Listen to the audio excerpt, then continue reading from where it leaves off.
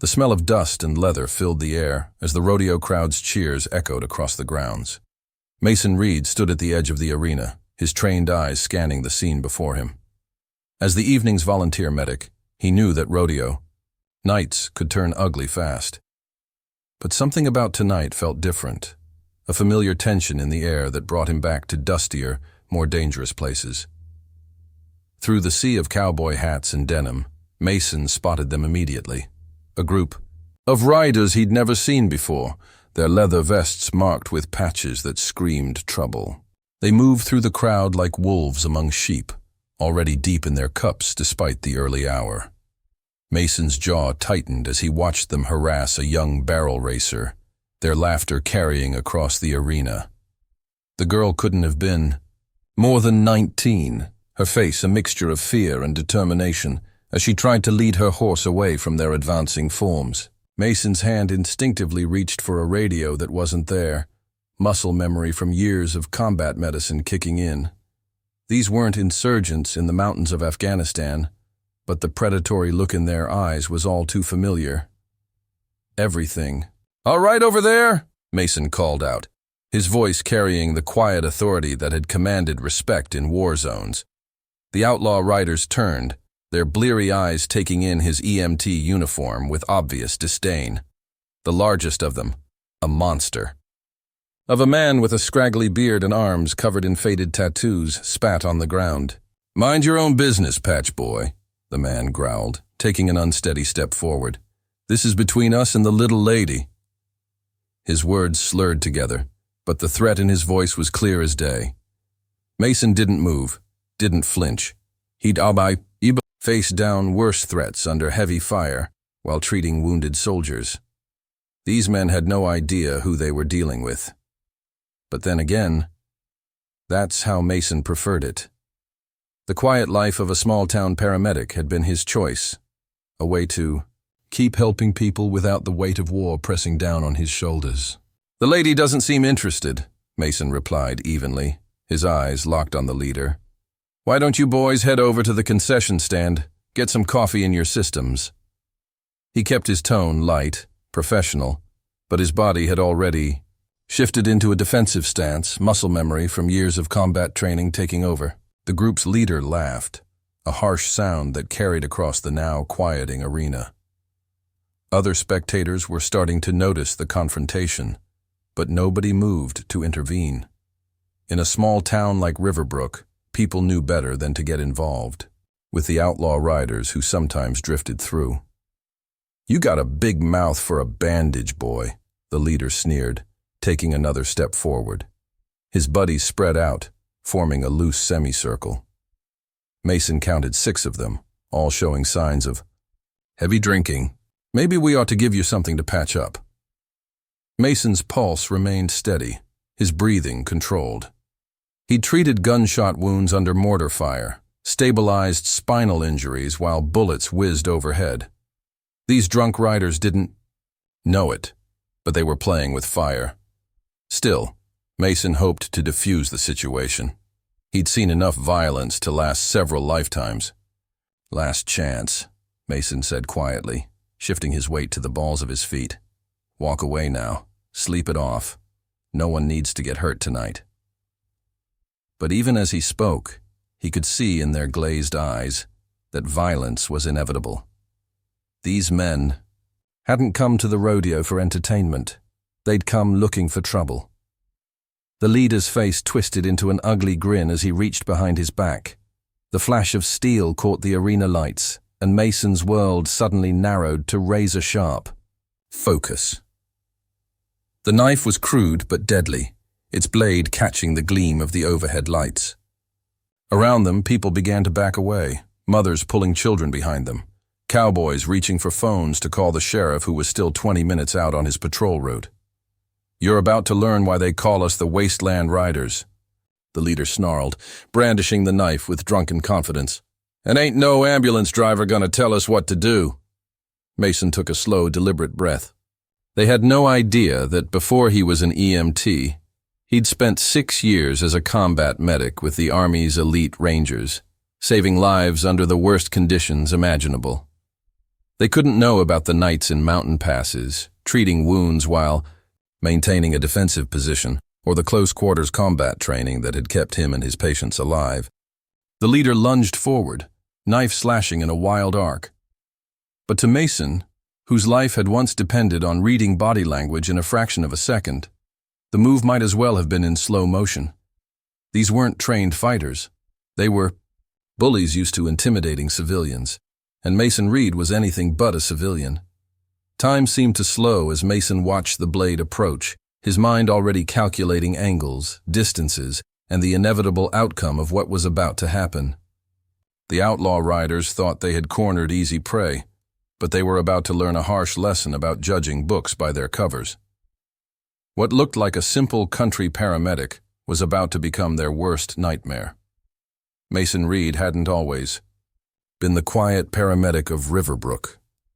Before the small-town rodeos and weekly emergency calls, before the peaceful drives down dusty country roads, he'd lived another life entirely. The locals knew him as the reliable EMT who showed up at every rodeo event, county fair, and high school football game, always ready with steady hands and a calm demeanor.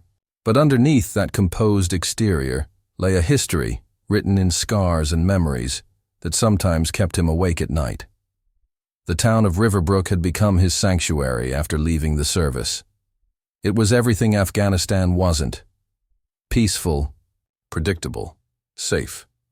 The biggest emergencies usually involved ranch accidents or the occasional bull rider getting too ambitious. Mason had chosen this place carefully, drawn to its simplicity and the honest, hard-working people who called it home. Here, he could use his medical skills without the constant threat of enemy fire, without having to worry about which patient might be concealing a weapon. His small house on the outskirts of town had become his anchor, a place where he could decompress after shifts and try to forget the weight of his past experiences. The walls were lined with medical textbooks and certification courses, civilian credentials that helped bridge the gap between his military experience and his new life. But hidden in his closet, sealed in a weathered footlocker, lay reminders of his other life: combat medals, dog tags, and photographs of brothers in arms who hadn't made it home. Sarah Martinez, the local veterinarian and his closest friend in town, was one of the few who knew fragments of his story. She'd earned his trust gradually, first as a professional colleague treating injured livestock, then as someone who seemed to understand the weight of carrying heavy responsibilities. She never pushed for details about his service, but she noticed the way he tensed at sudden noises, how his eyes constantly scanned rooms and crowds for potential threats. "You can't save everyone, Mason," she'd told him once, after a particularly rough day when they'd lost a young ranch hand to a tragic accident. "But the ones you do save, they matter." Her words had struck a chord, reminding him of similar conversations in field hospitals and makeshift medical stations halfway around the world. The rodeo grounds had become a second home of sorts. Mason found peace in the routine of it, checking his medical supplies before events, positioning himself where he could observe the entire arena, always ready to respond at a moment's notice. The familiar smell of leather and livestock helped ground him when memories threatened to surface. The rhythmic movement of riders and horses provided a different kind of therapy than any VA counselor could offer. Tonight had started like any other rodeo night. Mason had arrived early, setting up his medical station near the main arena. He'd checked his supplies twice, a habit ingrained from years of combat medicine, where running out of materials wasn't an option. The regular crowd had started filtering in, families with young children, teenage cowboys trying to impress their dates, old-timers who'd been riding these grounds since before Mason was born. He'd noticed the wasteland riders the moment they'd rumbled into the parking area on their motorcycles. Something about their presence had set off warning bells in his mind, the same instincts that had kept him and his patients alive in combat zones. They moved wrong, carried themselves with the kind of aggressive confidence that usually preceded violence. Mason had seen enough trouble in his life to recognize it coming. The local sheriff, Tom Whitaker, was out on patrol of the county's back roads, leaving only a young deputy to maintain order at the rodeo. Mason had watched the deputy eye the newcomers nervously, clearly out of his depth. The boy couldn't have been more than 23, probably fresh out of the academy. He reminded Mason of some of the young medics he'd trained overseas. Eager, but inexperienced, not yet tested by real danger. As the evening progressed, Mason had kept one eye on the riders while going about his usual duties. He'd treated a scraped knee on a young barrel racer, checked on an older gentleman who'd felt dizzy in the heat, and helped calm a spooked horse before it could cause any real damage. All the while, he'd watched the outlaws getting progressively drunker, progressively bolder in their harassment of the crowd. The young barrel racer they'd cornered, Emma Thompson, was the daughter of one of the local ranchers. Mason had treated her for a sprained ankle last summer after a bad dismount. She was a good kid, dedicated to her sport and her horses. Watching the wasteland riders intimidate her had ignited something in Mason's chest, a protective instinct that went beyond his medical duties. These men were predators, plain and simple. Mason had seen their type before, both in war zones and back home, men who used fear and violence to control others, who mistook kindness for weakness. They had no idea that the EMT stepping in to protect a young girl had once been responsible for keeping an entire ranger platoon alive during a 3-day firefight in the Hindu Kush Mountains. As Mason watched the leader pull the knife, time seemed to slow down. His mind automatically categorized potential injuries, escape routes, and improvised weapons, training that had become as natural as breathing. He could see the fear in Emma's eyes, the slack-jawed anticipation on the faces of the other riders, the growing tension in the crowd around them. This wasn't Afghanistan, but the stakes felt just as real. The weight of his medical bag at his feet was reassuring, not just for the supplies it contained, but for what it represented. His commitment to helping others, to protecting those who couldn't protect themselves. Mason knew that what happened next would shatter his carefully constructed peace, but some things were worth fighting for. The quiet life he'd built in Riverbrook had brought him healing, but it hadn't erased who he was at his core, a protector, a guardian, a combat medic who'd sworn an oath to do no harm, but was more than capable of defending himself and others when necessary. The leader's knife slashed through empty air as Mason moved with practiced efficiency, his body responding to muscle memory honed in far deadlier situations. The drunk outlaw's momentum carried him forward, straight into Mason's carefully positioned counter. In one fluid motion, Mason trapped the knife hand and executed a joint lock that sent the weapon clattering to the dusty ground. "What the f—" The leader's curse was cut short as Mason used his own momentum against him, sending him face first into the dirt. The other wasteland riders stood frozen for a moment, their alcohol-addled brains struggling to process how quickly their leader had been neutralized. The silence that fell over the arena was deafening, broken only by the nervous shuffling of horses in their stalls. Emma Thompson took the opportunity to retreat, leading her horse quickly away from the confrontation. Mason kept his body between her and the outlaws, his stance relaxed, but ready. He could feel the familiar surge of adrenaline in his system, but his hands remained steady, the same steadiness that had allowed him to perform emergency procedures under heavy fire. "Your friend needs medical attention," Mason stated calmly, his voice carrying across the now silent arena. "I'd be happy to check him over once he calms down. Otherwise, I suggest you all leave before the sheriff arrives." The professional tone couldn't quite mask the steel underneath. This wasn't a suggestion. Two of the riders moved to help their leader, but he shoved them away, struggling to his feet with murder in his eyes. Blood trickled from his nose where he'd hit the ground, and his right arm hung awkwardly from Mason's joint lock. "You're dead, medic," he snarled, spitting blood. "You hear me? Dead." The other riders spread out, forming a loose circle around Mason. Their earlier drunken swagger had been replaced by something more dangerous, wounded pride and raw anger. Mason recognized the shift in their demeanor. He'd seen it before in cornered insurgents, that moment when desperation overcame self-preservation. "Last warning," Mason said quietly, shifting his weight to maintain sight lines on all of them. "Walk away now." But even as he spoke, he knew they wouldn't. Men like this couldn't back down, couldn't accept being humiliated in front of a crowd. They'd rather get hurt than appear weak. The first attack came from behind, predictable, sloppy. A rider with a chain wrapped around his fist swung wildly at Mason's head. Mason ducked under the swing, years of combat training taking over. The chain whistled harmlessly overhead as Mason stepped inside the rider's guard, delivering 2 precise strikes that left the man gasping for air on his knees. The others rushed in together, abandoning any pretense of fairness. Mason moved like water through their attacks, each motion economical and purposeful. He wasn't fighting to hurt them. His medical training ran too deep for that, but rather to incapacitate with minimal damage. A strike to a pressure point here, a joint lock there, each movement calculated to end the confrontation quickly. One rider pulled a small pistol from his boot, but before he could raise it, Mason had already closed the distance.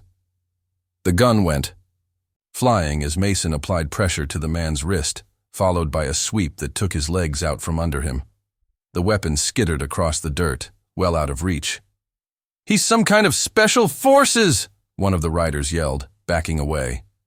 The fear in his voice was evident now, the alcohol-fueled bravado evaporating, as they realized they were dealing with someone far beyond their usual victims. Mason stayed focused, waiting for the next attack. His breath remained controlled, his heart rate elevated but steady. Images of other fights flashed through his mind. Dusty compounds in Kandahar, mountain passes in the Hindu Kush, but he pushed them aside. This wasn't combat. These weren't trained fighters. They were just bullies who'd picked the wrong target. The leader had retrieved his knife, but his movements were sluggish now, affected by both alcohol and injury. "You should have minded your own business," he growled, circling warily. "Now we're gonna have to burn this whole place down, starting with that girl's precious horse." The threat to Emma's horse sparked something in Mason. In Afghanistan, he'd seen too many innocent people, terrorized by men who used fear as a weapon. He'd sworn then that if he ever made it home, he wouldn't stand by and watch it happen again. Moving with deadly precision, Mason closed the distance before the leader could react. A quick series of strikes left the man disarmed and on his knees, arm locked behind his back, at a painfully awkward angle. The other riders, those still conscious, backed away as Mason applied just enough pressure to make their leader gasp. "Listen carefully," Mason said, his voice barely above a whisper, but carrying clearly in the stunned silence. "You're going to leave this town and never come back. If I ever hear about you threatening anyone here again, especially any of the kids or their animals, what happened tonight will seem like a pleasant memory. Understand?" The leader's face was pressed into the dirt, but he managed a jerky nod. In the distance, sirens could be heard approaching. Someone had called the sheriff. Mason maintained the hold, knowing these types of men only respected one thing: the absolute certainty that their actions would have consequences. The gathered crowd had grown larger, drawn by the commotion. Mason could hear their whispers, knew that his careful anonymity in town was probably shattered. But looking at Emma's relieved face as she huddled with her horse, he knew it had been worth it. Some things were worth fighting for, even if it meant exposing parts of yourself you'd tried to leave behind. Kane Reaper Dawson slammed his fist on the bar table, the sound echoing through the dimly lit biker hangout 50 miles outside of Riverbrook. His face was a mess of bruises. His pride hurt worse than his body. The other wasteland riders nursed their wounds around him, their usual bravado replaced by a simmering rage. "A fucking medic!" Kane spat, taking another long pull from his whiskey bottle. "Some backwoods ambulance jockey made us look like amateurs." The memory of being face down in the arena dirt burned in his mind, along with the whispers and stares from the crowd. In all his years running with outlaw riders, no one had ever humiliated him like that. Mickey, his second in command, pressed an ice pack against his swollen jaw. "There's something off about that guy, Reaper. The way he moved. That wasn't no regular EMT training." The fear in Mickey's voice only fueled Kane's anger. They had a reputation to maintain, and that reputation had been shattered in front of an entire town. "I want everything you can find on him," Kane growled, his bloodshot eyes scanning the faces of his crew. "Name, background, where he lives, what he cares about. Nobody makes the Wasteland Riders look weak and walks away." His right arm still ached from the joint lock, a constant reminder of his humiliation. One of the younger riders, a tech-savvy kid they called Weasel, pulled out his phone. "Already on it, boss. Mason Reed, former military. Moved to Riverbrook about 2 years ago. Works as a paramedic. Volunteers at most local events." He paused, scrolling through more information. "Lives alone on the outskirts of town, near the old Miller property." Kane's eyes narrowed as he processed the information. "Military, huh? That explains some things. What else?" The pieces were starting to come together in his mind, a plan forming through the haze of alcohol and rage. "Seems he keeps to himself mostly. Only real connection I can find is with the local vet, Sarah Martinez. They work together at events, pretty close from what I can tell." Weasel continued scrolling. "And he's got some kind of special relationship with the Thompson family, the girl with the horse we were messing with. He's helped them out a few times, medical emergencies and such." A cruel smile spread across Kane's face. "So our hero medic has some people he cares about, does he?" He took another drink, wincing as the movement pulled at his injured shoulder. "Maybe it's time we showed him what happens when you mess with the wrong people." The other riders exchanged nervous glances.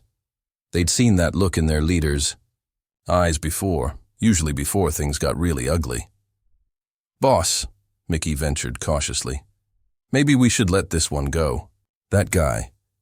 He's not like our usual marks." Kane's fist slammed into Mickey's face, sending him sprawling. "Let it go?" he roared, standing unsteadily. "We're the Wasteland Riders. We don't let anything go." The other riders shrank back, as Kane's rage filled the room. "That medic thinks he's protected them? He's just given us targets." Moving to a map spread across one of the tables, Kane began marking locations. "We're going to take everything from him piece by piece. His reputation, his peace, his friends. By the time we're done, he'll wish he'd never laid eyes on us." The marker squeaked against the paper as Kane circled the Thompson Ranch, the veterinary clinic, and Mason's house. One of the older riders, a scarred man they called Ghost, spoke up from the shadows. "You sure about this, Reaper?" "Military types. They've got connections. Could bring heat we don't need." Ghost had seen enough violence in his time to know when things were about to go too far. Kane turned slowly, his eyes blazing. "You getting soft, Ghost? Maybe you'd rather side with the medic?" The threat in his voice was clear. The Wasteland Riders had a simple code. You were either all in, or you were an enemy. There was no middle ground. Ghost held up his hands in surrender, knowing better than to push further. Kane nodded, satisfied, and turned back to the map. "We start small, let him know we're watching. Then we escalate. Fire at the Thompson stables, accidents at the vet clinic. Maybe that pretty doctor has an unfortunate run-in with some bad men." The plan spilled out of Kane like poison, each word darker than the last. The other riders listened, some eager for revenge, others growing increasingly uneasy. They were used to intimidation, to throwing their weight around in small towns. But this was different. This felt like crossing a line they couldn't uncross. "And when he's lost everything," Kane concluded, his voice dropping to a menacing whisper, "when he's watched everything he cares about burn, then we'll finish what we started at the rodeo." He traced a line across his throat with his thumb, the gesture making several riders flinch. The bar fell silent except for the low hum of neon signs and the distant sound of highway traffic. Kane's plan hung in the air like smoke, heavy and toxic. They all knew there would be no backing out now. Their leader's pride would accept nothing less than complete destruction. What none of them realized, as they plotted their revenge in that dingy bar, was that they weren't dealing with just any military veteran. They had no idea of the real hell they were about to unleash, or the true extent of Mason Reed's capabilities. Their desire for revenge had blinded them to a simple truth. Sometimes the most dangerous predators were the ones who chose to live quietly among the sheep. Sarah Martinez's hands trembled slightly as she locked up her veterinary clinic for the night. The parking lot was empty except for her truck and Mason's old Bronco, but something about the darkness felt different, heavier somehow. It had been 3 days since the incident at the rodeo, and the whole town was still buzzing with whispers about Mason's takedown of the Wasteland Riders.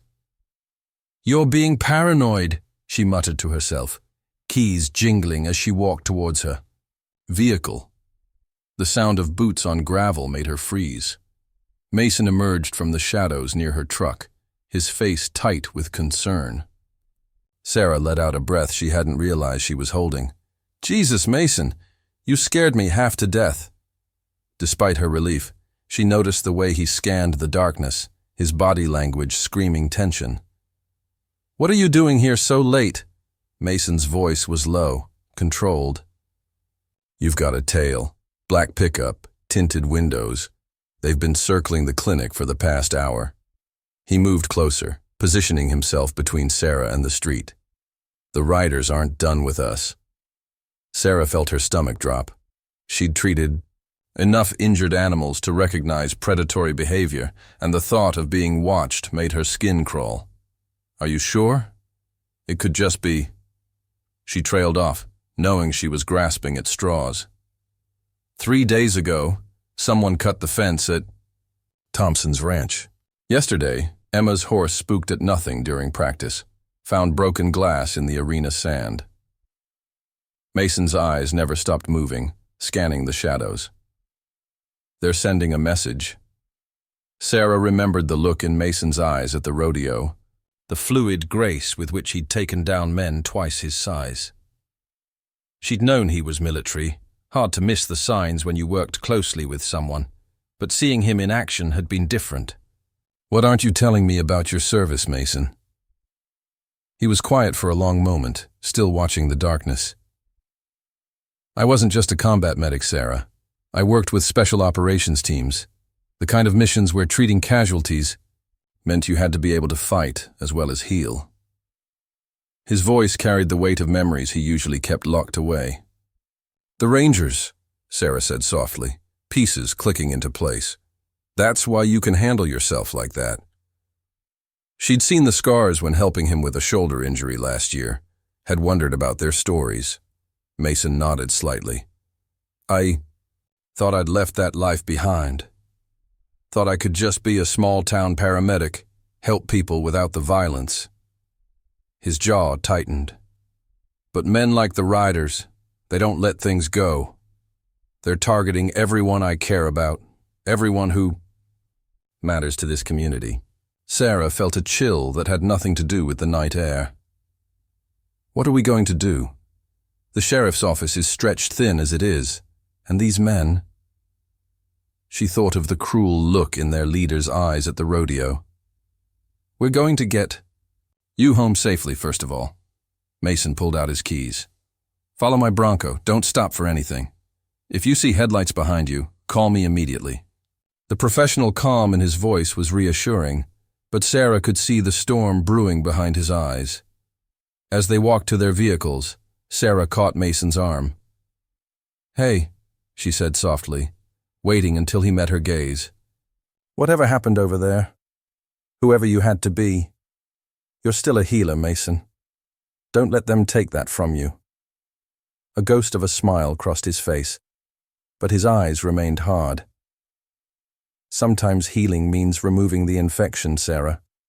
These men are a disease, and they're spreading." He helped her into her truck, checking the back seat before closing the door. "Lock your doors. Stay alert. I'll call you tomorrow." As Sarah started her engine, she watched Mason climb into his Bronco, the man she'd known for 2 years, the quiet paramedic who could calm spooked horses and treat injured farm animals with gentle hands, seemed to be fading, replaced by someone harder, more dangerous. She wondered if this was who he'd been, In combat, the warrior beneath the healer's oath. The drive home was tense, Sarah constantly checking her mirrors for the black pickup Mason had mentioned.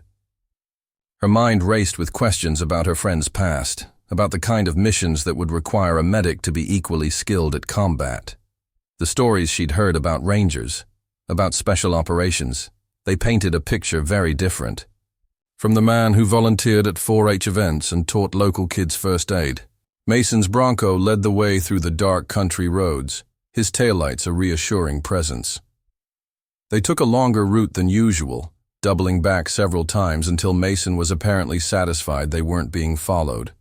When they finally reached Sarah's small ranch house, he waited until she was safely inside before disappearing into the night. Sarah stood at her window, watching his taillights fade into the darkness.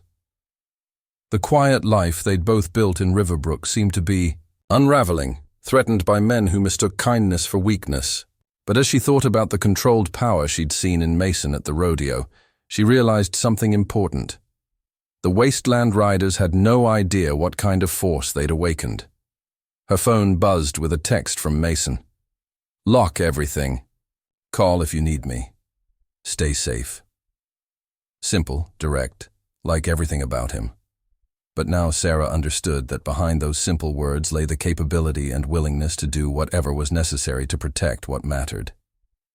Mason's boots crunched on gravel as he walked the perimeter of the Thompson Ranch, his trained eyes catching details others might miss. Fresh tire tracks where there shouldn't be any, broken twigs near the fence line, signs of someone watching, waiting. The pre-dawn air was crisp, carrying the scent of hay and horses.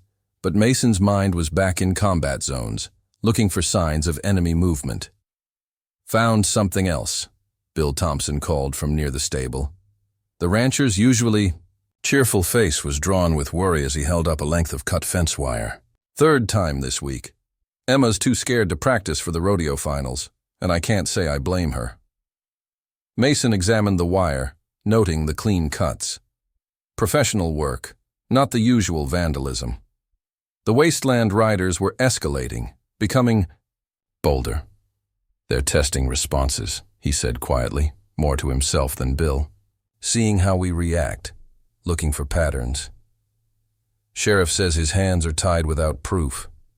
Bill's voice carried a father's frustration. "Says he can't spare deputies to watch every ranch in the county." He looked at Mason, the question, unspoken but clear in his eyes. Mason understood the look. Since the confrontation at the rodeo, people had started looking at him differently. The quiet paramedic had shown another side, and now they were hoping that side could protect them. "I'll help you set up some cameras," he offered. "Show you what to watch for." But even as he spoke, Mason knew cameras wouldn't be enough. The riders were professionals at intimidation, experts at staying just on the legal side of terrorism. They'd strike where cameras couldn't see, hurt people in ways that couldn't be proven.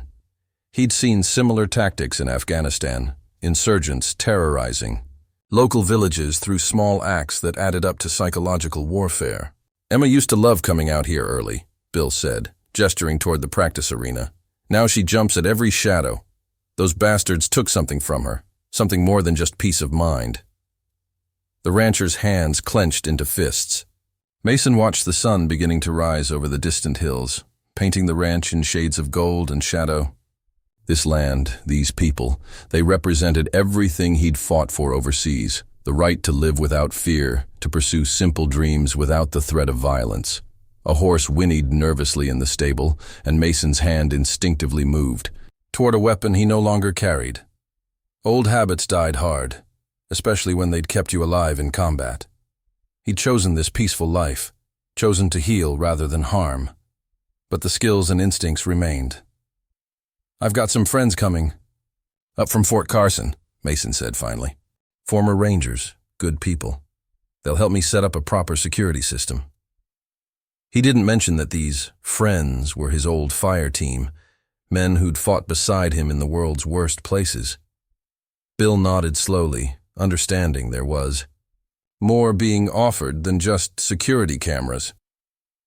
Emma's got the rodeo finals in 3 weeks. These riders, they're not going to just go away, are they? No, Mason admitted. They're not. Men like that, they feed on fear. Every person who backs down every business that pays for protection, it makes them stronger. He'd seen it before, powerful men building empires on the fears of good people. The sound of hooves made them both turn. Emma was leading her horse from the stable, her young face set with determination despite the dark circles under her eyes. She'd refused to give up riding, even after the threats. Mason felt a surge of pride mixed with concern. Courage was admirable, but it could also make you a target. She's got your spirit, Mason observed, watching Emma begin her morning routine with the horse. Not letting them win. The girl's resilience reminded him of civilians he'd treated overseas, people who rebuilt their lives again and again despite constant threats. Bill's face softened watching his daughter. Sometimes I think she's braver than me. After her mother passed, Emma's the one who kept this ranch going. Said her mama would have wanted us to stay strong. He turned to Mason, his voice dropping. I can't lose her too. The words hit Mason hard. He'd made promises like that before, to fathers and mothers in war-torn villages. Sometimes he'd been able to keep those promises, sometimes not. But this was different. This was home.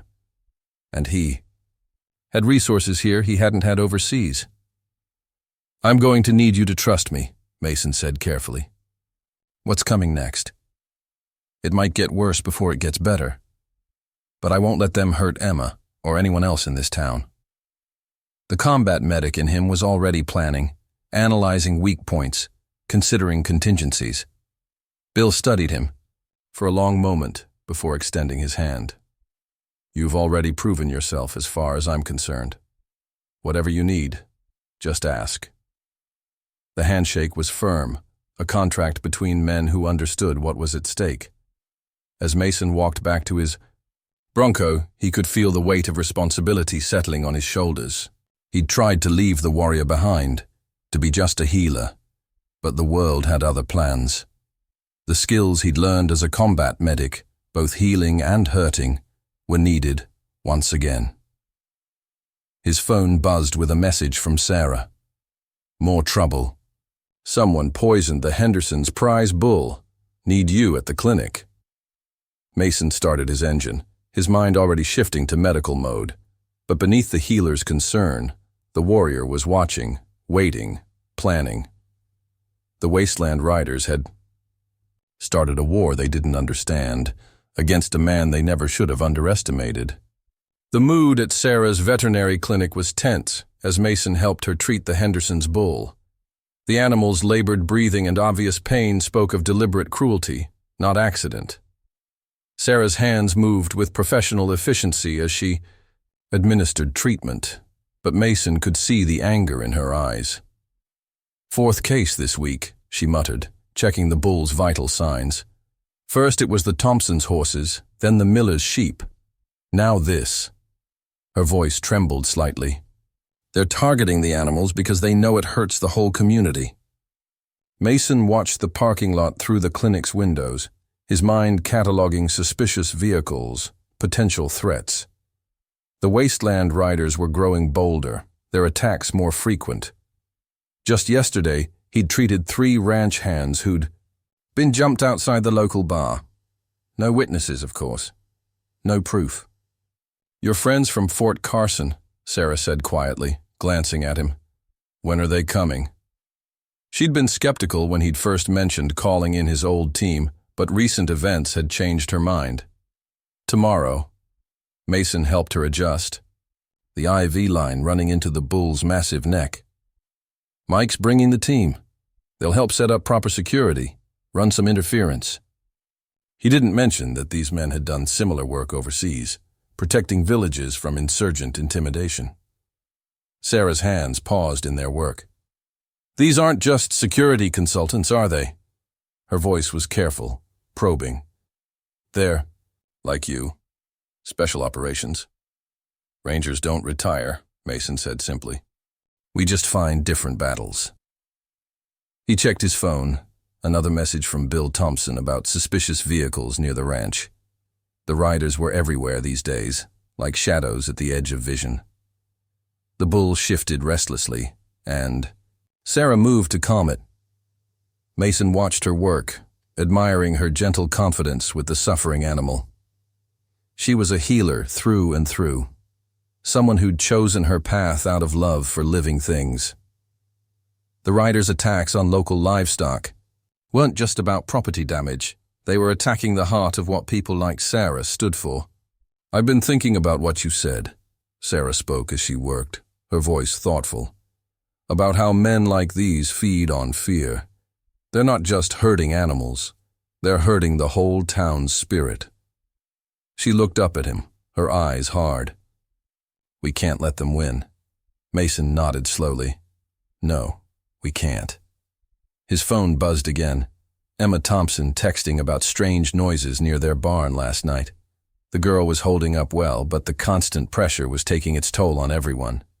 The rodeo finals are in 2 weeks, Sarah continued, finishing her treatment of the bull. Half the contestants have dropped out already. People are scared, Mason. They're starting to think about leaving town. The words hit Mason hard. He'd seen it before, communities broken not by direct violence, but by the slow poison of fear. The wasteland riders were experts at this kind of warfare, wearing people down until they lost hope. That's their real goal, he said quietly. Break the community's spirit, make everyone feel helpless. Then they move in, offer protection for a price. The pattern was familiar from his deployment days. Different players, same tactics. Sarah stripped off her gloves, her face set with determination. Then we need to show people they're not helpless. Give them back their courage. She moved closer to Mason, lowering her voice. Your team, what exactly are they planning? Mason hesitated. Sarah was one of his closest friends in town, but the less she knew about certain things, the safer she'd be. They'll help set up security systems, train some of the local ranch hands in basic protection measures, make it harder for the riders to operate freely. But Sarah wasn't fooled. She'd worked with Mason long enough to read between his lines. And unofficially? Her eyes met his, unwavering. Unofficially, Mason sighed, we're going to send a message. Let the riders know that this town isn't as defenseless as they think. He didn't elaborate on what that message might entail. A commotion outside drew their attention. Through the clinic's windows, they could see a group of wasteland riders circling the parking lot on their motorcycles, engines revving aggressively. It was a show of force, a reminder that they could appear anywhere, anytime. Mason moved to the window, his body automatically shifting into a defensive stance. He counted 6 riders, including Kane Reaper Dawson himself. The leader's face was still bruised from their encounter at the rodeo, but his expression was one of smug confidence. They're not even trying to hide anymore, Sarah said, her voice tight with anger. They're flaunting it, daring anyone to stop them. Mason watched the riders circle one more time before roaring off down the street. His phone was already buzzing, similar reports coming in from all over town. The riders were sending a message, making sure everyone knew they could strike at will. Tomorrow, Mason said, more to himself than Sarah. Tomorrow we start pushing back. His team would arrive in less than 24 hours, bringing with them the skills and experience needed to handle this kind of threat. Sarah touched his arm gently. Just be careful, Mason. These men, they're not like your enemies overseas. They're here, among us, and they know how to hurt people without leaving evidence. Mason nodded, but his mind was already planning, analyzing, preparing for what needed to be done. The healer in him hated what was coming, but the warrior understood its necessity. Sometimes, to save a community, you had to fight fire with fire. The pre-dawn mist hung low over the ranch as Mike Ghost Peterson's team rolled in, their black SUVs moving silently along the dirt road. Mason watched them approach, memories flooding back of other missions, other times. These men had been his brothers in combat, the ones who'd had his back while he worked to save lives under fire. Mike stepped out first, his weathered face breaking into a grim smile. Despite the civilian clothes, he moved with the unmistakable precision of a career operator. Behind him, 4 other men emerged, all former Rangers, all carrying the kind of experience you couldn't learn from training manuals. "Heard you stirred up a hornet's nest, Doc," Mike said, clasping Mason's hand. The old nickname brought back echoes of firefights and hasty field surgeries. "Just like old times, huh?" Mason led them into the barn, where he'd set up a makeshift operations center. Maps of the area covered one wall, marked with known wasteland rider activities. Security camera feeds showed key locations around town: the rodeo grounds, Sarah's clinic, Main Street. "They're running a classic intimidation campaign," Mason explained, pointing out patterns on the maps. "Small attacks, property damage, just enough violence to scare people without drawing major law enforcement attention." Jake Wire Rodriguez, the team's communications specialist, studied the camera feeds. "Local cops overwhelmed?" His fingers moved across a laptop keyboard, already working to enhance their surveillance capabilities. "Sheriff's got 3 deputies covering the whole county," Mason replied. "They can't be everywhere, and the riders know it." He highlighted several locations where attacks had occurred. "They're targeting anyone who stands up to them, trying to break the community's will." Chris Hunter Thompson, no relation to the local Thompsons, was examining the security setup around the barn. Same playbook we saw in Afghanistan. Terror. Tactics, making examples of anyone who resists. His voice carried the weight of experience. They'd all seen these strategies before, in places where violence was a way of life. "Difference is, we're on home soil now," Mike noted, his eyes hard. "These bastards think they can bring that kind of terror to American towns." He turned to Mason. "What's the plan, Doc?" Mason pointed to several locations on the map. "They've got safe houses here, here, and here. Main base of operations is an old truck stop 50 miles out." He'd been gathering intelligence for days, piecing together the riders' infrastructure. "We hit their support network first, make it harder for them to operate in the area." The team gathered around the map, falling into familiar roles. This wasn't their first time planning an operation together, though it was the first on American soil. Each man brought specialized skills they'd hoped to never use again in their own country. "Local assets?" asked Steve Shadow Martinez, the team's surveillance expert. His eyes were already mapping sight lines, calculating angles. "Got some ranch hands willing to help, good people who know the land," Mason replied. "Bill Thompson's coordinating with other ranchers, setting up communication networks." He didn't mention Sarah's involvement. The less connection between her and their activities, the safer she'd be. Mark Breacher Collins was examining the photos of known riders. Their leader, Kane Reaper Dawson.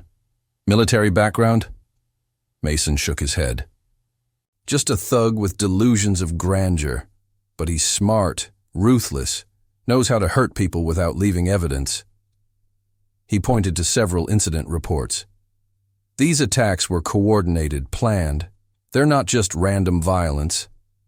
Mike studied the intelligence Mason had gathered. "You've been busy, Doc. Still got those observation skills we taught you." There was approval in his voice, but also concern. "This isn't like our other missions.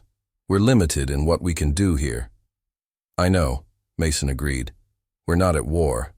We have to be surgical, precise.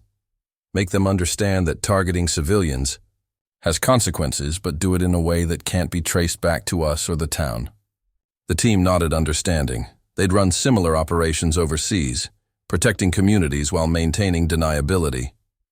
The rules were different here, but the principles remained the same. "Timeline?" Jake asked, still working on his laptop. "Heard there's some rodeo finals coming up." Mason pointed to a calendar on the wall. 2 weeks. The riders have been escalating their attacks, trying to force people to cancel the event. It's more than just a rodeo. It's the heart of this community. If they can break this, they break the town's spirit. Not happening, Mike said firmly. Not on our watch. He turned to his team. Wire, I want surveillance up and running by nightfall. Shadow, start mapping their patterns. Find their weak points. Hunter, coordinate with the local ranch hands. Get them organized. Breacher, work with Doc on target packages. The men moved with purpose, each knowing their role. Mason watched them work, feeling a familiar tension in his chest. He'd left this life behind, chosen to heal rather than fight. But sometimes protecting people meant being willing to do both. Just like old times, Mike said quietly, standing beside him. Remember that village in Kandahar? Same situation. Civilians terrorized by thugs who thought they were untouchable. Mason nodded. He remembered. They'd protected that village, given its people back their dignity. But the cost had been high. It always was. This is home, Mason replied, his voice hard. These people, this town, they're what we fought for over there. I won't let the riders destroy that. Mike clasped his shoulder. That's why we came, Doc. Some fights are worth taking on, even after you've hung up your uniform. He looked at the maps, the photos, the evidence of escalating violence. We're going to show these bastards what happens when you bring war to the wrong neighborhood. The morning sun was rising over the ranch, casting long shadows through the barn windows. In those shadows, Mason saw echoes of other missions, other battles. But this time, they were fighting for their own people, their own home, and that made all the difference. Sarah's hands shook as she finished treating another injured horse, her third case of the day. The animal's wounds were deliberate, calculated. Piano wire strung at neck height across a well-used trail. She could hear Mason's team outside the clinic, their quiet movements and professional demeanor a stark contrast to the chaos the wasteland riders had brought to town. How bad? Mason asked, stepping into the treatment room. He'd been coordinating with his team all day, but he still made time to check on the injured animals. Sarah saw the way his eyes constantly scanned the room, the doorways, the windows, always alert, always watching. She'll live, Sarah replied, stroking the horse's neck. But these attacks, they're getting worse, more sophisticated. She looked at Mason, seeing the tension in his jaw. This wasn't random vandalism. They knew exactly where to put that wire. Mason nodded grimly. They're escalating, trying to force a confrontation before the rodeo finals. His phone buzzed, another message from Mike's team. We've identified their staging areas. Tonight, we start pushing back. Sarah watched him read the message, noting how he shifted subtly into what she now thought of as his warrior stance. Feet apart, weight balanced, ready for anything. It was so different from his usual calm, paramedic demeanor. I never asked, she said quietly, cleaning her medical instruments. In Afghanistan, when you were treating people under fire, how did you handle it? The constant tension between healing and fighting. Mason was quiet for a moment, his eyes distant. You compartmentalize, he finally answered. The healer and the warrior, they're not separate. They're two sides of the same mission, protecting people. He helped her put away the equipment, his movements precise and efficient. And now? Sarah asked. With what's coming tonight? Now we do what's necessary. His voice was firm but gentle. These men only understand one thing: force. They've built their power on the assumption that no one will stand up to them. He checked his watch. I need you to stay at the clinic tonight. No matter what you hear, stay inside. Sarah felt her pulse quicken. Mason, what are you planning? Before he could answer, Mike appeared in the doorway. Doc, we've got movement. Kane's crew is mobilizing. His expression was professional, but there was an urgency in his voice that made Sarah's skin prickle. Mason nodded, already moving. Sarah, remember what I said. Stay inside. Keep the lights off. He paused at the door, looking back at her. Whatever happens tonight, know that we're doing this to protect the town, to protect people like you, who try to heal rather than harm. As they left, Sarah moved to the window, watching Mason and Mike join the rest of the team. In the fading light, she could see them checking equipment, speaking in low voices. These men had fought together before, had faced worse enemies than the Wasteland Riders. But something about seeing them prepare for battle here, in her quiet town, made everything feel surreal. Her phone buzzed. A message from Emma Thompson. More riders spotted near the ranch. Dad says they're carrying gas cans. Sarah's hands clenched around her phone. The riders were planning something big, something designed to break the town's spirit once and for all. Outside, Mason's team was moving out, melting into the gathering darkness like shadows. Sarah remembered Mason's words about compartmentalizing, about the healer and warrior being two sides of the same mission. She understood now. Sometimes protecting life meant being willing to fight for it. The night grew darker, and Sarah could hear distant motorcycle engines, the sound carrying across the quiet town like a threat. But there were other movements in the darkness, silent and purposeful. Mason and his team were out there, preparing to meet force with force. She thought about the injured animals she'd treated, the fear in people's eyes, the way the town had started to withdraw into itself.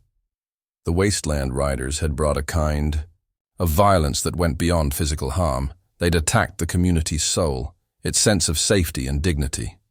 Sarah's medical training had taught her that sometimes healing required aggressive intervention. You had to fight infection, cut out diseased tissue, cause controlled damage to promote healing. Maybe that's what Mason and his team were doing, performing necessary surgery on their wounded community.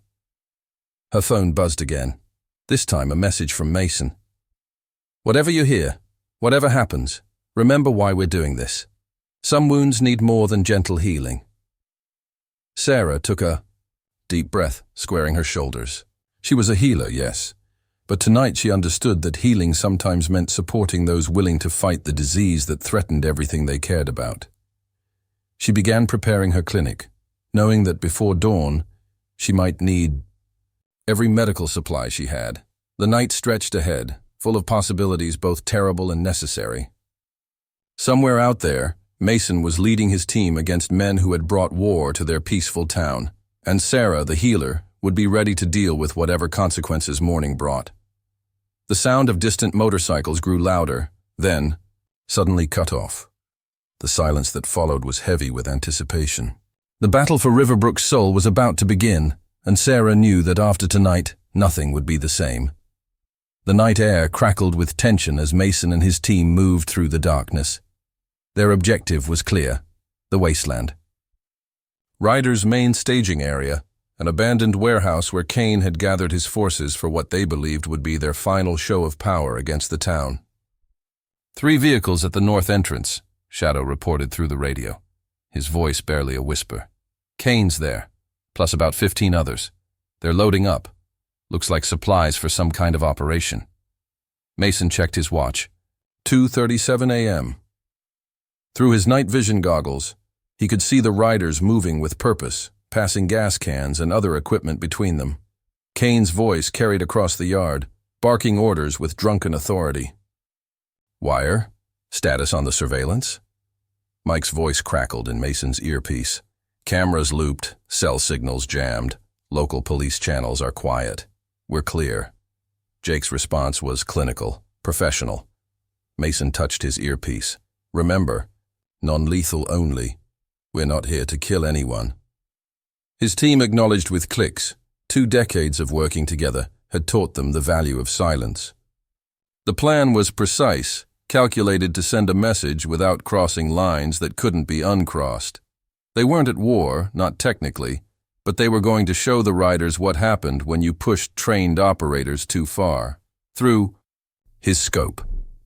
Mason watched Kane gesture toward a map spread across a motorcycle's seat. Even from this distance, he recognized the locations marked: the Thompson Ranch, Sarah's clinic, the rodeo grounds. The riders were planning to hit everything at once, break the town's spirit in a single night. "Multiple targets," Mason whispered into his radio. "They're going after the whole town. We move now." The team acknowledged, sliding into positions with practiced ease. Years of combat experience guided their movements, silent, efficient, deadly if necessary. But tonight wasn't about killing. It was about sending a message. The first sign that something was wrong came when the warehouse's lights went out. Kane's angry shout cut through the darkness, followed by confused voices and the sound of men, stumbling in the sudden blackness. "What the hell?" Kane's voice rose above the chaos. "Get those lights back on." But the lights were just the beginning. Shadow's carefully placed charges detonated around the perimeter, filling the air with smoke, non-lethal, but disorienting. The riders' tough facade cracked as confusion turned to panic. Mason moved with his team, each man knowing their role. Through the smoke, they were ghosts, appearing and disappearing, striking with precise force before melting away. The riders, for all their reputation, were no match for trained operators. Kane's voice turned from angry to desperate as his men fell around him, taken down with professional efficiency. "Who's out there?" he shouted into the chaos. "Show yourselves!" Mason's voice carried through the smoke, calm and measured. "You wanted a war, Kane, but you picked the wrong town, the wrong people." He moved like a shadow, his training taking over. "These are our homes you threatened, our families." A rider lunged through the smoke with a knife, but Mason was already moving. A quick strike, a controlled takedown, and another threat was neutralized. Around him, his team was doing the same, systematic, precise, unavoidable. "You think you can scare us?" Kane's voice cracked with desperation. "We're the Wasteland Riders. We own these roads." "Not anymore." Mike's voice came from the darkness, followed by the sound of another rider hitting the ground. "Tonight, you learn about real warriors." The battle, if it could be called that, was brutally efficient. Years of combat experience against untrained thugs, no matter how violent, had only one possible outcome. Within minutes, the mighty Wasteland Riders were scattered, broken, their leader pinned against his own motorcycle. Mason stepped into Kane's view, letting him see him clearly. "Remember me? The medic from the rodeo?" His voice was quiet but carried weight. "I tried to walk away, tried to live peacefully, but you had to push." Kane's face was a mask of fear and rage. "You're dead, all of you. You don't know what you're starting." "No, Kane. This is ending." Mason nodded to his team who had secured the remaining riders. "You're going to leave this town. Take your men, your threats, your violence, and you're going to disappear. Because if you don't..." He let the threat hang in the air, unfinished but clear. Behind him, his team stood like shadows, their presence more menacing than any verbal threat could be. "And if you think about coming back," Mason continued, "remember this night. Remember that there are men out there who've faced worse enemies than you, who know how to do things you can't imagine. Men who've chosen to live quietly until someone like you forces their hand." The message delivered, Mason and his team melted back into the darkness, leaving behind a scene of calculated devastation. No one was dead, but the Wasteland Riders' reputation for invincibility was shattered. As they moved through the night, Mason could hear police sirens in the distance, right on schedule. By the time law enforcement arrived, they'd find only scattered evidence of what had occurred. Another unsolved mystery in a town that had seen too much violence lately. But Mason knew, as did his team, that the real message had been received. Some battles were fought in the shadows, won before anyone knew they'd begun. And sometimes, the most effective warriors were the ones who looked like simple healers. The rodeo grounds buzzed with activity under the bright afternoon sun. 2 weeks after the night that had changed everything, Mason stood at his usual post, medical bag at his feet, watching the crowds filter in for the finals. There was a different energy in the air now, not the tension of recent weeks, but something lighter, more hopeful. Emma Thompson rode past, on her horse, her smile bright as she waved to him. The young barrel racer had gotten her confidence back, along with the rest of the town. The wasteland riders had vanished as completely as they'd appeared, leaving behind only whispered stories and speculation about what had really happened that night at the warehouse. "Quite a turnout," Sarah said, joining him at his post. She'd been busy all morning, checking the competition horses, making sure everything was safe. Hard to believe 2 weeks ago we weren't sure there'd even be a finals. Mason nodded, his eyes continuously scanning the crowd. Old habits died hard. People needed this, needed to know they could gather without fear. He caught sight of Bill Thompson directing parking, the rancher's shoulders straight and proud. The whole town seemed to stand taller these days. "Your team got back okay?" Sarah asked quietly, though she already knew the answer. Mike and the others had disappeared as professionally as they'd arrived, leaving no trace of their presence except in the renewed confidence of the townspeople. "They're ghost stories now," Mason replied with a slight smile. "Back to their regular lives until the next time they're needed." He didn't mention the network they'd established, the quiet watchfulness that would ensure the riders never returned.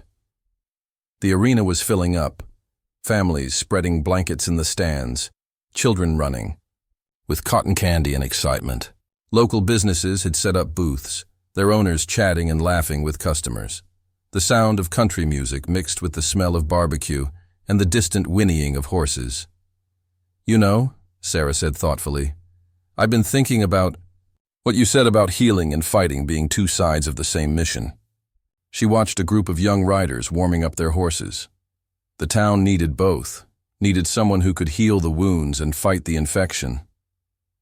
Mason understood what she meant. The night of the confrontation had been necessary, but it was the healing afterward, the return to normal life, the rebuilding of confidence that had truly saved the town. Both aspects had been essential. A commotion near the entrance drew their attention.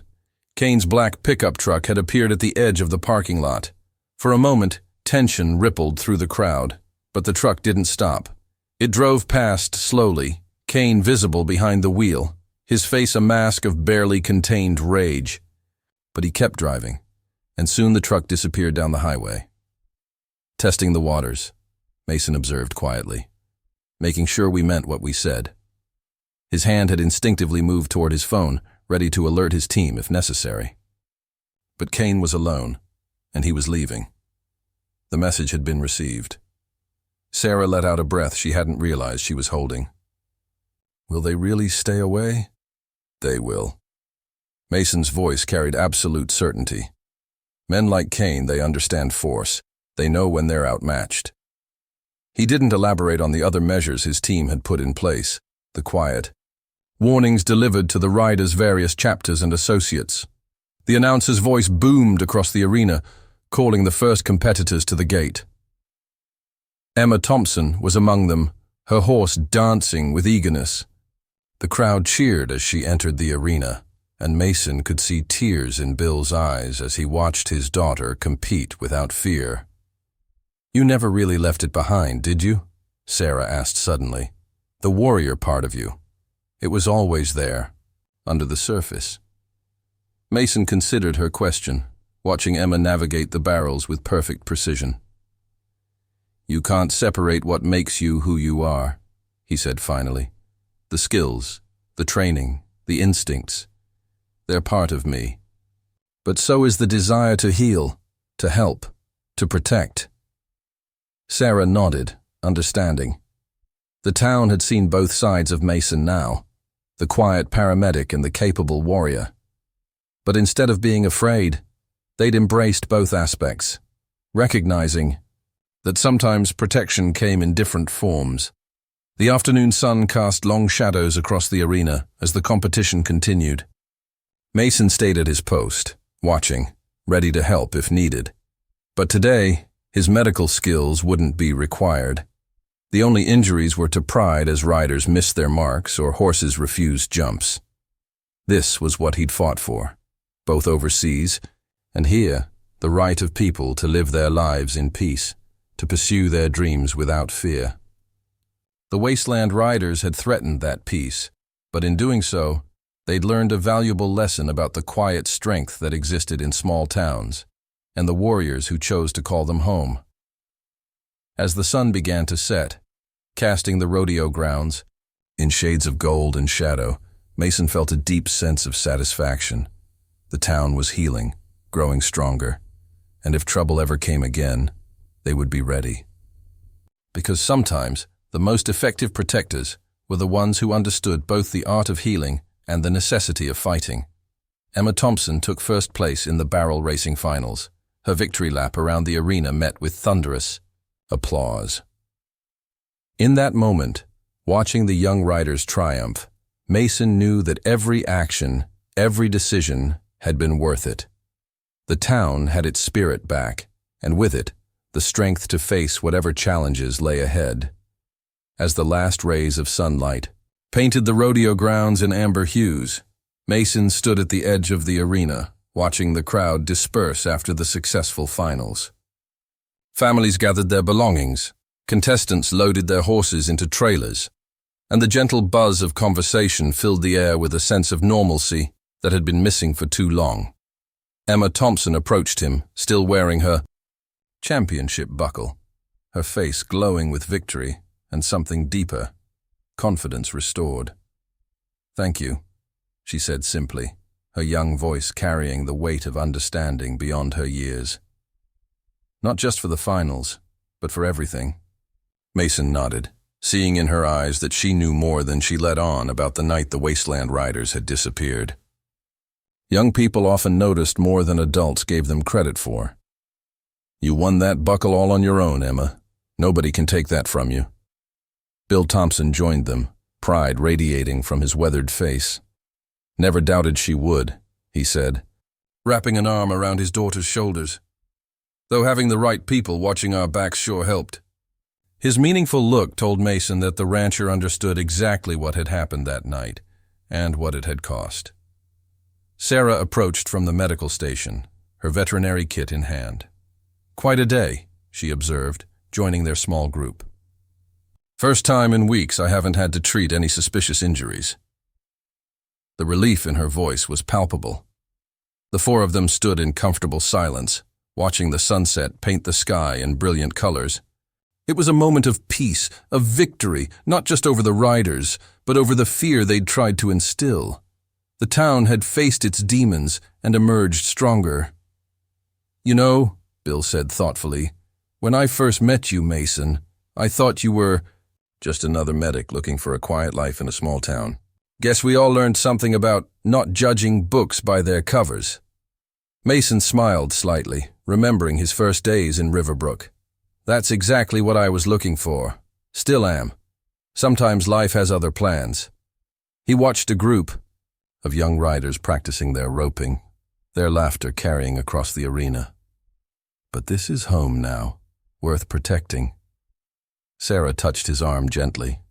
"Both sides of you, the healer and the warrior, they're what this town needed. What we still need." Her voice carried the wisdom of someone who understood that peace sometimes required strength to maintain. A distant rumble of motorcycles made everyone tense for a moment, but it was just local riders heading home. The sound no longer carried the menace it once had. The wasteland riders had become a story, a reminder that even the quietest towns could find strength when needed. "Dad says you're staying," Emma said, more statement than question. "Even after everything that happened?" Mason looked around the arena, at the families and friends gathering their belongings, at the community that had refused to be broken. "Where else would I go? This is where I belong, helping people, healing when I can, protecting when I must." Bill nodded approvingly. "Town's lucky to have you, though I reckon we'll never know half of what you and your friends did that night." He paused, choosing his words carefully. "Some stories are better left in the shadows, I suppose." "The best victories are the quiet ones," Mason agreed. thinking of his team, now scattered back to their own lives, but always ready if needed. The ones where peace is restored without fanfare. As darkness settled over the rodeo grounds, the last trailers pulled out, carrying horses and riders home. The arena lights dimmed one by one, leaving only the stars above. Mason shouldered his medical bag, ready to head home himself. "Movie night at my place," Sarah announced suddenly. "I think we all could use some normal after everything that's happened." The invitation was casual but carried weight, a reminder that life went on, that community meant more than just protection. Emma's face lit up. "Can we watch something with horses?" The simple request made everyone laugh, the sound carrying across the now empty arena. Here was the true victory. Not the defeat of the riders, but the return of joy to their everyday lives. As they walked to their vehicles, Mason felt the familiar weight of his responsibility. Not as a burden, but as a privilege. He was both healer and warrior, protector and friend, each role strengthening the other. The town had seen both sides of him now, and accepted them equally. The night air was cool and clean, carrying the scent of sage and leather. Tomorrow would bring new challenges, new opportunities to help and heal. But for now, surrounded by people he'd grown to care about, Mason felt at peace with both aspects of his nature. "Some fights are worth taking on," he'd told Mike that night at the warehouse. Looking at Emma's championship buckle glinting in the starlight, at Sarah's gentle smile, at Bill's quiet strength, he knew he'd been right. This town, these people, they were worth every sacrifice, every hard decision. As they drove away from the rodeo grounds, Mason caught one last glimpse of the arena in his rearview mirror. The place where it had all started, where a simple paramedic had been forced to reveal the warrior beneath. But that was the thing about small towns. They had a way of accepting you for who you were, all parts of you, once you proved your worth. The story of the night the wasteland riders disappeared would be told in whispers, growing with each retelling. But the real story was in the quiet moments that followed. In Emma's triumphant ride, in Sarah's healing hands, in the peace that had returned to Riverbrook. Sometimes the greatest victories were the ones that looked most like normal life. The following day dawned bright and clear, the kind of morning that made Riverbrook feel like a postcard come to life. Mason's regular shift at the ambulance service started early, but he took the long way to work, driving past the rodeo grounds where workers were already cleaning up from yesterday's finals. The sight of people going about their normal routines, unafraid and unhurried, made everything worth it. His radio crackled with routine calls, a sprained ankle at the high school, an elderly man with chest pain that turned out to be indigestion, a minor fender bender on Main Street. Normal emergencies, handled with professional calm. No signs of deliberate violence, no suspicious injuries, no frightened whispers about riders in the night. Sarah called around noon, her voice cheerful as she updated him on the competition, horses from yesterday. "Everyone's doing fine," she reported. "Even that nervous mare from the barrel racing finals has settled down. It's like the whole town's breathing easier." Mason smiled, remembering how different things had been just weeks ago. "That's what healing looks like," he replied, pulling his ambulance into the station for a quick lunch break. "Sometimes you have to fight the infection before the body can heal itself." Later that afternoon, he spotted Emma Thompson riding along one of the trails he'd helped clear of the riders' traps. She was alone, confident, her championship buckle catching the sunlight. The sight of her riding without fear was its own kind of victory. Mike called as Mason was finishing his shift, the connection secure as always. "Area's clear," his old teammate reported. "Our friends haven't been seen within 100 miles of Riverbrook. Words spreading in their circles, some places are better left alone." "Good," Mason replied simply, knowing no more needed to be said.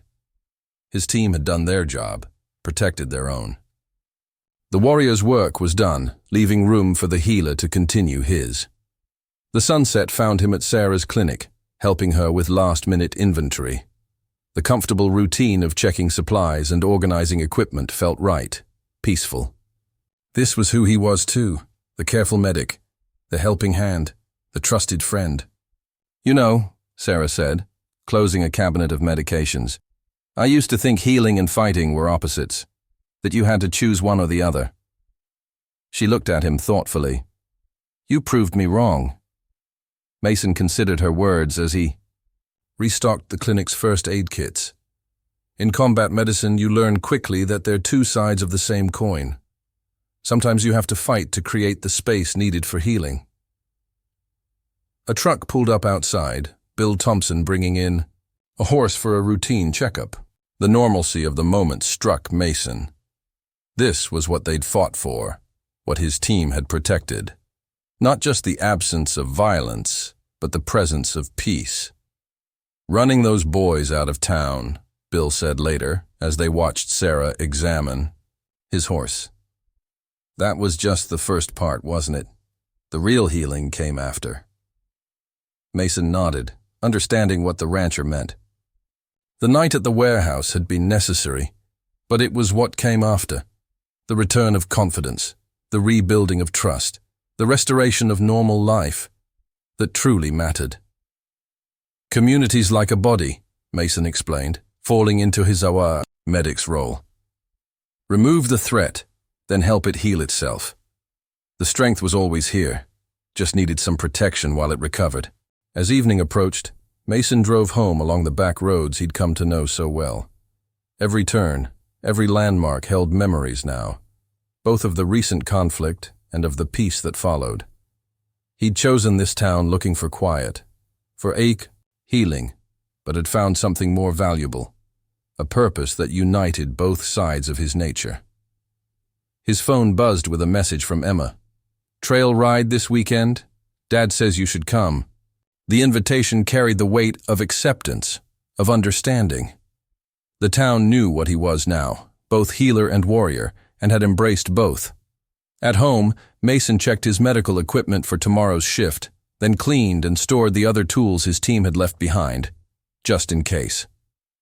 Both sets of gear represented essential parts of who he was, what he could offer to protect and serve his community. Looking out his window at the peaceful town, Mason felt the rightness of it all. The warrior in him had helped create the space, needed for healing, and now the medic in him could help maintain that peace. Both aspects working together, just as they had in combat, but now in service of a community he'd grown to love. Tomorrow would bring new challenges, new opportunities to help and protect. But tonight, watching the stars come out over Riverbrook, Mason knew he was exactly where he needed to be. In this small town, he'd found a place where both sides of his nature could exist in balance, where healing and protecting were part of the same sacred duty. The night was quiet, peaceful, as it should be. And if trouble ever came again, well, the warrior was still there, ready to create the space the healer needed to work. For now, though, the town slept safely, healing complete, stronger for having faced its challenges and emerged victorious. 3 months later. The winter sun cast long shadows across the snow-covered rodeo grounds as Mason finished his morning check of the medical supplies. The annual winter festival was in full swing, transforming the familiar arena into a wonderland of lights, decorations, and holiday cheer. Children's laughter echoed across the grounds, mixing with the sound of Christmas carols and the warm aroma of hot chocolate. "Still checking every corner?" Sarah's voice carried a gentle, teasing tone as she joined him, carrying 2 steaming cups. She handed one to Mason, who accepted it with a grateful nod. "Old habits die hard, don't they?" Mason smiled, taking a sip of the hot chocolate. "Not checking for threats anymore. Just making sure everyone stays safe and warm." But his eyes still scanned the crowds, now more from the mindset of a protective medic than a watchful warrior. The transformation felt right, natural. Emma Thompson rode past on her horse, now adorned with silver bells and festive ribbons. She was giving rides to younger children, her championship buckle still gleaming proudly. The sight of her confident smile, of children eagerly waiting their turn, spoke volumes about how far the town had come. Hard to believe it's been 3 months, Sarah mused, watching the festivities. The riders feel like a bad dream now, though I notice people still talk about the night they disappeared. She glanced at Mason knowingly. The story gets bigger every time I hear it. Mason chuckled softly. Best victories are the ones that turn into legends. Keeps other trouble from getting ideas. He'd heard some of the stories himself, tales of ghost soldiers and shadow warriors that had grown far beyond the reality of what had happened that night.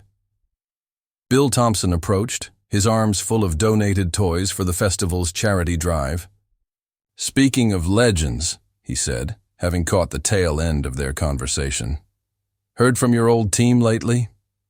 They're around, Mason replied simply, keeping an eye on things from afar. He didn't mention the network they'd established, the quiet watchfulness that extended far beyond Riverbrook's borders. Some things were better left unspoken. The festival had drawn people from neighboring towns, bringing a boost to local businesses that had suffered during the riders' reign of terror. Mason could see familiar faces mixed with new ones, all sharing in the community's renewed spirit. The healing was complete, leaving behind a strength that came from overcoming adversity together. Got a call from Sheriff Wilson yesterday, Bill continued, lowering his voice. Says the Wasteland Riders have practically disappeared from the Aisha whole region, like they never existed. His tone carried a mix of satisfaction and curiosity. Mason helped him arrange the donated toys, considering his response. Sometimes people learn that certain places are better left in peace. He thought of Mike's last update, of the quiet warnings that had spread through the criminal underground, especially when they don't know what's watching over those places. Sarah touched his arm gently. Or who's watching over them? Her understanding went deeper than most, having seen both sides of Mason's nature. The healer and the warrior worked together to save their town. The day continued, filled with the simple joys of a community celebrating together. Mason treated a few minor injuries, a twisted ankle from the ice skating rink, a small burn from spilled hot chocolate, a child's scraped knee from an enthusiastic snowball fight. Normal accidents, handled with careful attention and gentle hands. As evening approached, the festival lights came on, transforming the rodeo grounds into a glittering wonderland. Families gathered for the holiday parade, children perched on parents' shoulders to get a better view. Mason watched from his usual post, feeling the rightness of the moment. You know, Emma said, joining him after finishing her last pony ride, of the day, some of the kids have started calling you the guardian angel of Riverbrook. She grinned at his raised eyebrow. Mom always said angels were warriors and healers both. Mason shook his head, amused by the title but touched by its meaning. Just doing my job, Emma. Both parts of it. He watched as she led her horse away, bells jingling with each step, remembering the frightened girl she'd been just months ago. The festival continued into the night, a celebration not just of the season but of community, of resilience, of the peace they'd fought to protect. Mason moved through the crowds, watching over his town with the quiet dedication that came from both his training and his heart. Later, as the last families headed home and the cleanup began, Sarah found him again. Good day, she observed, helping him pack up the medical supplies. Normal day. Best kind, Mason agreed, understanding the weight behind her words. They'd earned this normalcy, this peace. And if trouble ever came again, well. The warrior still stood ready behind them, healer's gentle hands. The winter night was clear and cold, stars shining brilliantly above the snow-covered arena. Mason took one last look around before heading home, feeling the deep satisfaction of a guardian whose charges were safe and thriving. In the end, that's what both the healer and the warrior had sought. Not glory or vengeance, but the simple peace of a community living without fear. The legend of the night the Wasteland Riders disappeared would continue to grow, But the real victory was in these quiet moments, in children's laughter and everyday healing, in a town that had found its strength and learned to keep it. Some battles were fought with fists and fury, but the greatest victories were won with hearts and healing hands.